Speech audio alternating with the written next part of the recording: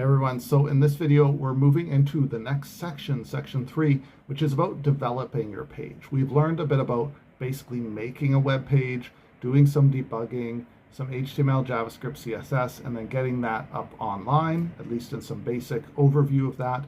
And now we're going to this is a bit more advanced topics. Now we've basically gone over the contours of that.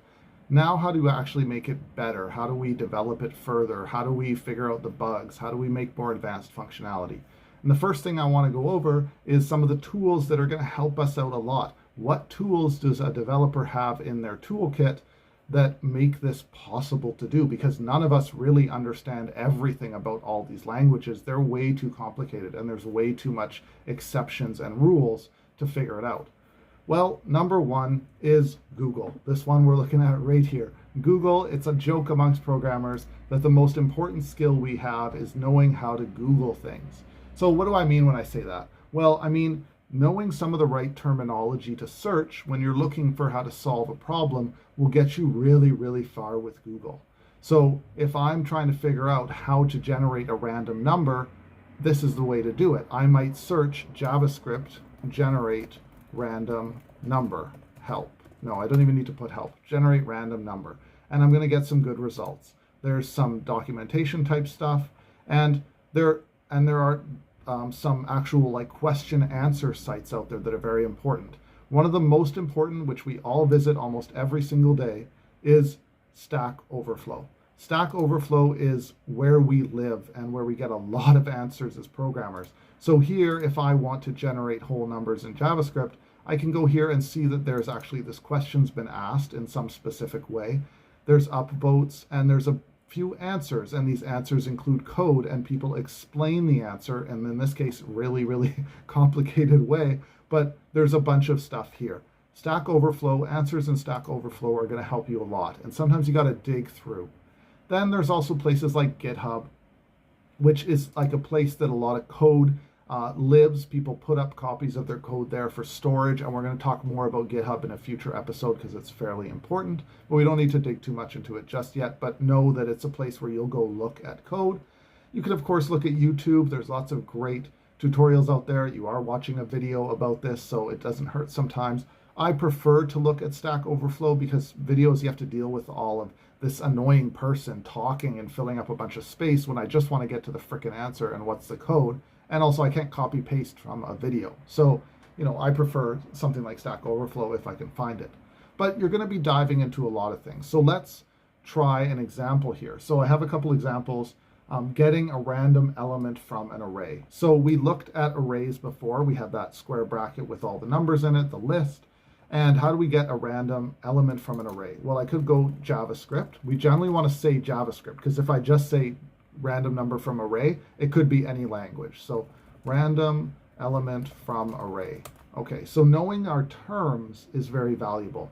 So here is a random one from an array. Someone asked, how do I get a random item? And this person gives a really quick answer. Boom, there it is. They don't actually explain it. And then there's all these other examples, and the next examples give more. And sometimes you won't end up using the first one, but this is a really good place to start. You'll also see here, there's that var. I talked about that when mentioning you might see that out there in some other code. So a lot of times when you go look around, you're going to see somewhat unfamiliar things. You're going to see stuff that you haven't really looked at before. Look at this, like inside this square bracket, there's a math thing going on and another math thing, and then there's a multiplication going on and then another. There's a lot, but this is really how you're going to learn. You're going to learn to paste this stuff in, see if it works, and if it doesn't and you can't figure it out, you might actually have to start looking closely at it and see if it works for you. Let's look at another example. So let's say I want to make a nice grid layout of images. Not something we've done, but something that's fairly common on the internet is making a grid layout. So when I try to search that, let's say grid layout images, CSS, HTML, something like that, there's going to be lots of examples, and there's all kinds of stuff to go look into.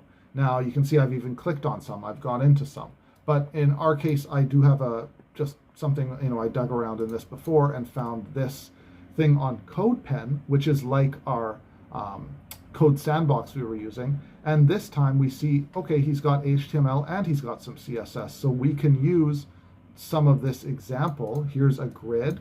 Here's grid template columns.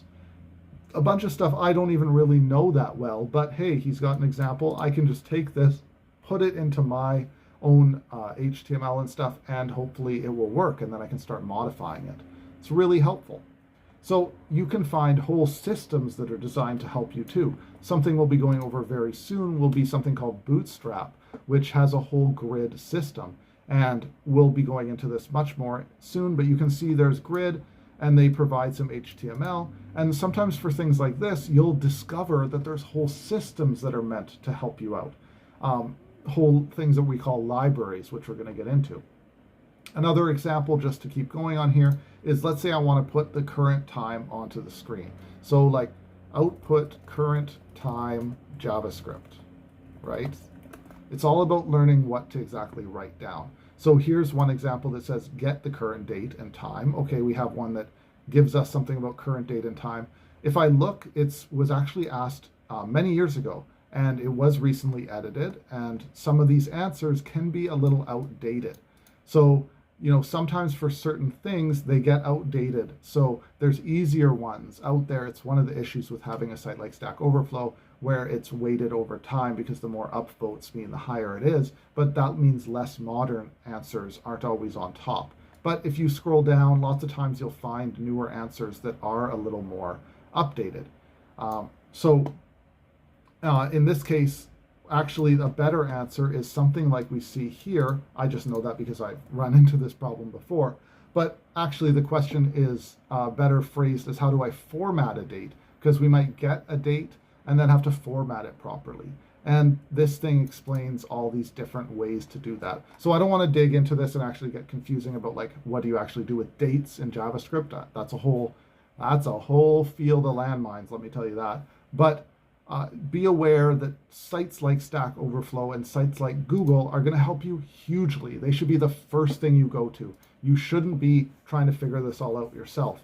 And I'd also say, really, I would generally not go to a site like these documentation sites, like the Mozilla sites or the W3 schools. I wouldn't generally go to those first. I would discourage you from using those in the first place. I would say you can go to those later as you understand more and you're just trying to like remember something that you learned before. But you're going to learn a lot more from a site like Stack Overflow, which is going to get you kind of integrated into the developer community and this idea of how to solve problems, and that there's multiple ways of solving problems. And the idea of copying someone else's code and using it, and that's not bad in itself. It's actually how you learn. And that you don't have to learn and totally understand every piece of code that you copy. That's just overkill. You will understand it over time as you get to learn more, but you need to focus on making what you want to make. And then over time, develop that deeper understanding of what you're doing, and maybe eventually you start answering questions yourself. So that's a little bit about some of the resources out there that you should give a shot at using. They will absolutely help you do what you're doing. And anyway, we'll see you in the next video. Yes, something I forgot to mention as I was going through, I actually had it open, but I forgot to do it. So I'm just throwing in this little video after, is, we're in 2023 now. ChatGPT AI is super helpful, and it's a good way to actually learn some stuff. So let's say I wanted to, again, go over like, how do I output a formatted date in JavaScript? ChatGPT is going to give us some really cool help here. So as it loads it up, it gives me some examples, and it'll actually give me some code and everything. So I think this is a really good alternative, possibly, to using Google and Stack Overflow. I would still recommend going to Stack Overflow, again, to get that sense of community from the developer kind of world. But I think this is a really good alternative. So if you prefer to give ChatGPT a shot when you're looking at how do I add a polygon to my leaflet map? How do I add a polygon? Or how do I, make a calculator? Can you build me a calculator? ChatGPT is going to get you like a lot of the way there. A lot of the stuff that we've been doing, I probably could have just put it into ChatGPT and it would have thrown it out at us in a better way than I've coded it, right? But, that's a whole discussion for another day. The point is, definitely make use of this resource if it appeals to you, if it's the kind of thing you like, because I think it's really good and I think it's just going to get better. So use that.